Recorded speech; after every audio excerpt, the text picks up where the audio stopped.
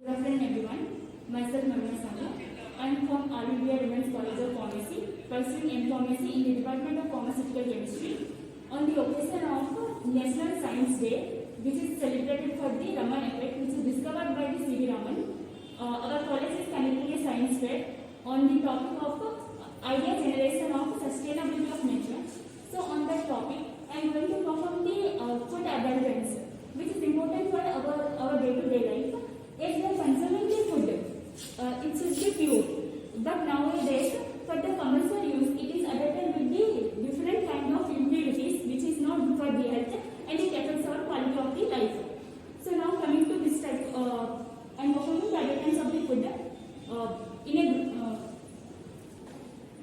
so we are taking the different kinds of food which we consume in our day-to-day life. Here we are taking milk. Which is a requirement for the calcium. So we are comparing both milk as it is substitutes with the starch or urea. This type of adulterants will be substituted. So here I am taken the Amul Taja milk, which is compared with the Tirumala cow milk. And here I am the sugar is adulterated with the chalk powder or many other impurities, and we are checking the adulterants of the chili powder, which is sometimes adulterated with the brick powder, and then we are comparing here both the quality of the turmeric powder, which is nothing but Asirvad brand, is compared with the Balaji brand, and in the last we are identifying the adulterants of the basil. Here we are identifying the adulterants present in the milk. Most commonly adulterated substance is the starch and urea. So we are doing the identification test for the starch present in the milk. So here we are identifying the adulterants present in the milk, which is nothing but a starch. So here we are comparing the two brands, which is nothing but Amul and Tirumala. I am performing the adulterants present in the Amul, and the adulterants present in the Tirumala milk, which is performed by my friend Sajta Begum. So for this experiment, first we have to take 5 ml of milk in a test tube. Then we have to boil it for 3 to 4 minutes. Now I am taking 5 ml Tirumala milk in the test tube.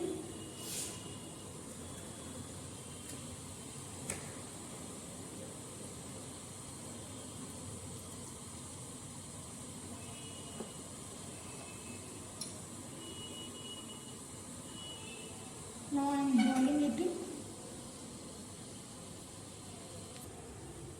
After boiling it for 3 to 4 minutes, now we should cool it to the room temperature.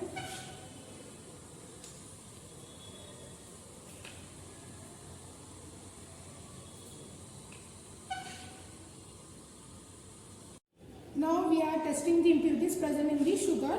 I am taking little bit of sugar into the test tube.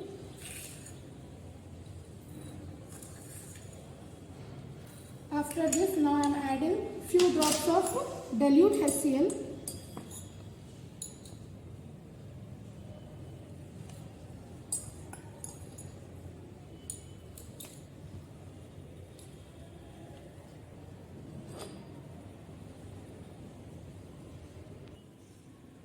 It indicates there is no effervescence in the test tube, so it indicates there is no effervescence present in the test tube, so it indicates there is no adulterant present in the sugar.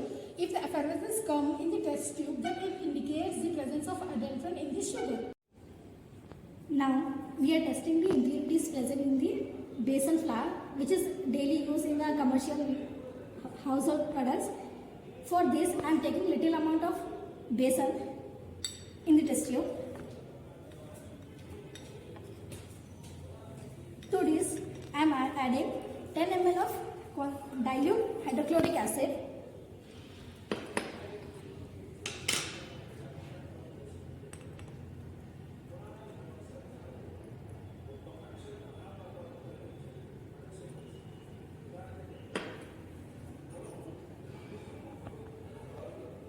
of hydrochloric acid.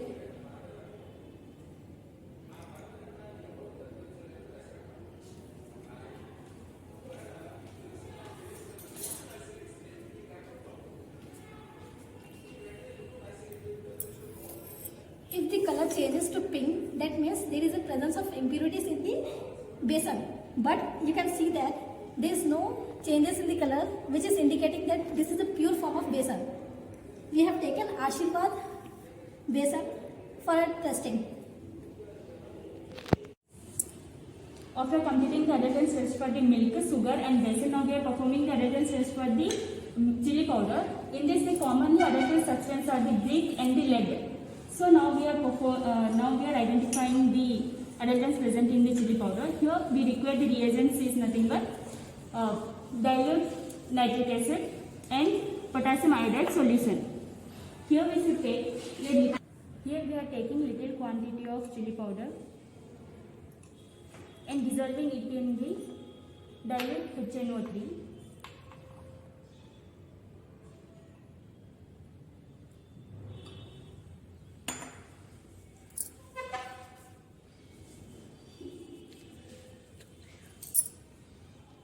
After that, we are filtering this solution.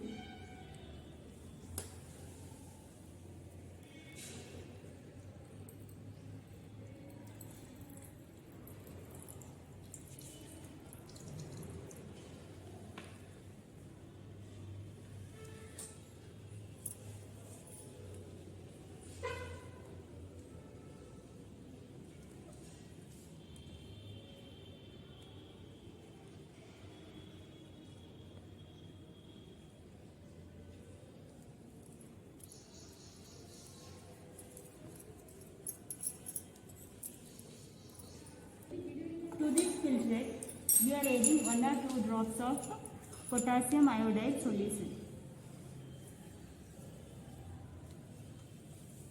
The yellow color PPT indicates the presence of impurities, but here you can see there is no formation of yellow color PPT. It indicates this is free from the lead. But you can see here the insoluble substances, which indicates the presence of brick powder in it. So it concludes that here the adulterant is brick powder, not the lead. Now we are performing the adulterant test for turmeric. Turmeric, which is present in all in-house, and it has many activities and antibacterial activities also. So this is commonly adulterated with the lead chromate or coal tar dye. So now we are identifying the adulterants present in it. So I am taking few quantities of turmeric in a test tube.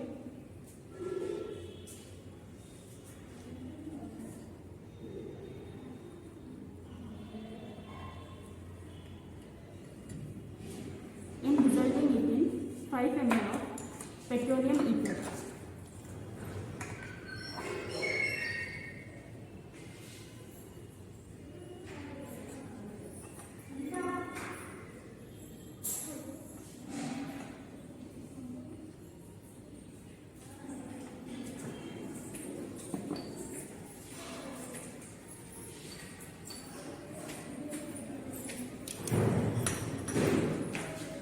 Testing the impurities present in the turmeric with a different brand. I took Balaji brand.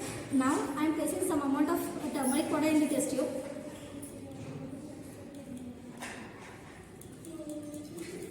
Now I will dilute this turmeric powder with 5 ml of petroleum ether.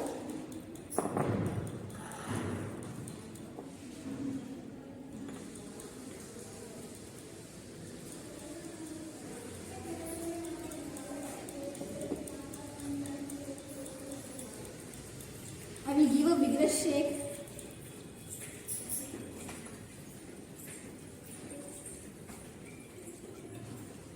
After shaking it vigorously, we should add 1 to 2 drops of concentrated HCl.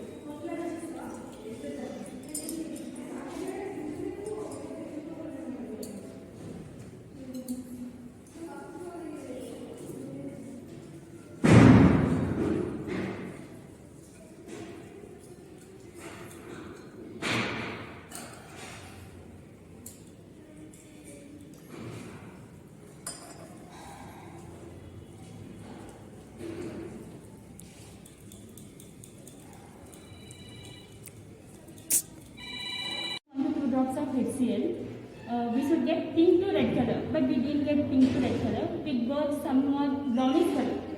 So it indicates there is no adulterants present in it. Now I will test this for Balaji brand. I will add 2 to 3 drops of concentrated HCl. If it turns pink to red color, that means there is a presence of impurities. If it does not turn, that means there is no presence of impurities.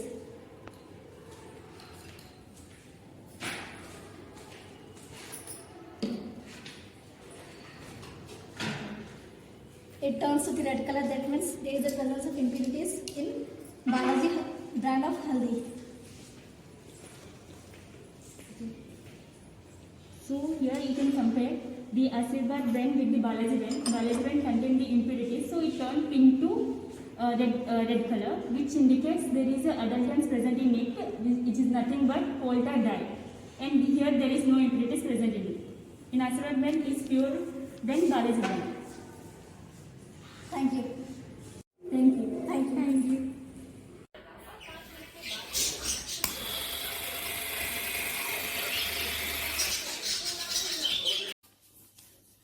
Hello everyone, my name is H. Vishali, student of B Pharmacy first year from Raja Bahadur Venkatarama Reddy College of Pharmacy.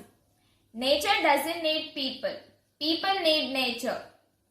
Yes, nature is our need. Today's my topic of presentation is on sustainability of nature. Sustainability of nature is the capacity to improve the quality of human life while living within the carrying capacity of the Earth's natural systems. What is our responsibility in maintaining this? How should we change the way we live and ensure the sustainability for future generations? Pollution is the major issue which is affecting the nature. These are the main causes of pollution. Pollution caused due to wastage of water. Pollution due to usage of more plastic. Pollution caused due to deforestation. Pollution caused due to vehicles. Pollution caused due to wastage released from factories into water bodies. We cannot avoid most of these, but can definitely work to reduce pollution. I can give you few tips like do carpooling, stop bursting crackers, walk or use cycle for short distance, stop using plastic, plant more trees. As a responsible citizen, take initiative and work towards saving nature and educate others by sharing different ideas to reduce pollution. I did my part. Hope you will do. Thank you. Hi friends, I am Madhavi from B Pharmacy. First of all, I am wishing you a very happy National Science Day. On the occasion of National Science Day, we have prepared a small model that is organic farming. This model is prepared by me and my friends. My friends are Kavya, Ritika, Nikita, Varsha and Mahati. What is organic farming? Organic farming is a natural principle and biodiversity process and which does not consist of any chemical fertilizers or chemical materials used in the farming and gives us very healthy and happy life. But nowadays we are following the conventional farming as it is very harmful to our lives.